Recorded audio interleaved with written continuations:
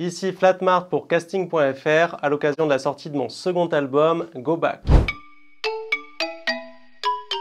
Carefree, c'était mon premier album qui est plutôt funk rock, donc un mélange très hybride de plein de styles, allant du rock au rap, en passant par le folk, etc.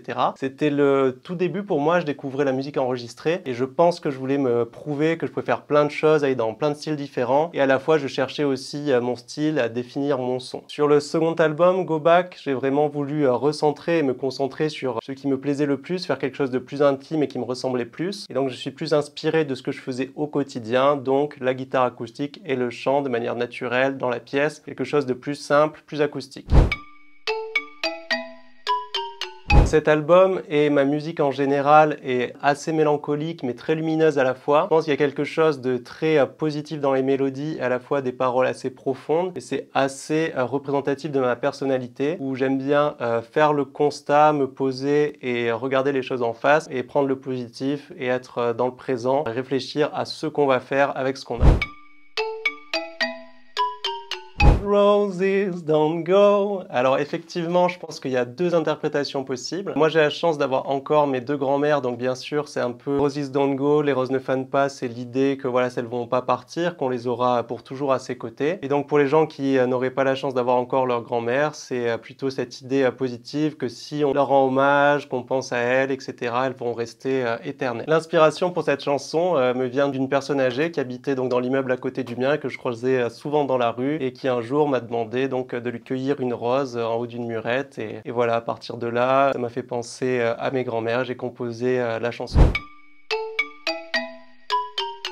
Là aujourd'hui on est dans le home studio, c'est là effectivement que je me coupe du monde. Comment je réussis, je sais pas si c'est un conseil que je peux te donner parce que c'est assez spécifique, mais moi pour le coup c'est le côté vraiment obsessionnel malheureusement où quand j'ai un truc dans la tête et quand je commence un projet je peux pas m'arrêter jusqu'à ce que ce soit fini. Donc voilà, si je commence un morceau je vais commencer à 9h, 10h et jusqu'à 18h ou 22h je vais faire que ça, je vais pas forcément manger, je vais oublier un peu tout et après je reconnecte avec le monde réel plus tard. Donc l'obsession bat l'addiction aux écrans.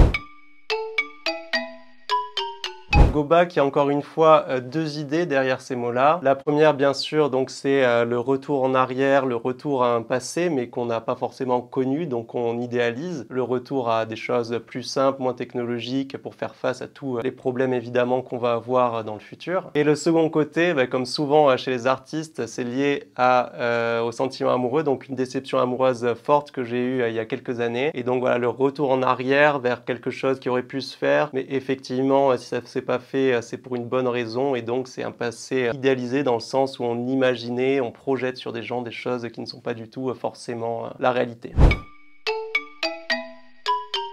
Effectivement, j'ai enregistré la première version de l'album en isolation dans le home studio, mais après je suis allé chercher de l'aide pour finaliser le projet. Donc il y a 4 personnes qui m'ont aidé principalement. Alex de Northern Whisper Studio sur la partie mixage et mastering, qui m'a aidé à avoir un son professionnel, à définir une texture et une ambiance à l'album. Ensuite Dimitri Mazelier qui m'a fait toutes les batteries de l'album. Donc j'avais fait une première version avec batterie électronique et lui m'a fait une version enregistrée jouée. Ensuite Ksenia Shamanova qui m'a fait donc tous les chœurs de l'album, donc sur tous les refrains et aussi des voix en écho sur certaines parties, permettent d'apporter une richesse harmonique et une dynamique plus forte dans tout l'album. Et enfin, Paul Agut qui m'a fait donc toutes les guitares solo. Pareil, j'avais fait une première version un peu simple mais qui donnait l'ambiance et le ton. Et lui donc avec sa technicité et plus de richesse de jeu m'a refait des solos plus impactants, plus efficaces pour la version finale. Donc Paul Agut lui joue dans le groupe aussi pour le live. Dans cette formation live, il y a aussi Pierre-Louis Emery à la basse qui reprend et adapte aussi les parties. Et ensuite Joz à la batterie qui crée ses propres parties et ensemble on fait des versions live assez différentes de l'album. Avec eux on va essayer de se mettre tous ensemble pour enregistrer le troisième album et là vraiment travailler encore ensemble sur un style plus rock encore différent de ce qui est fait sur les deux premiers albums. Merci casting.fr et à bientôt pour le troisième album.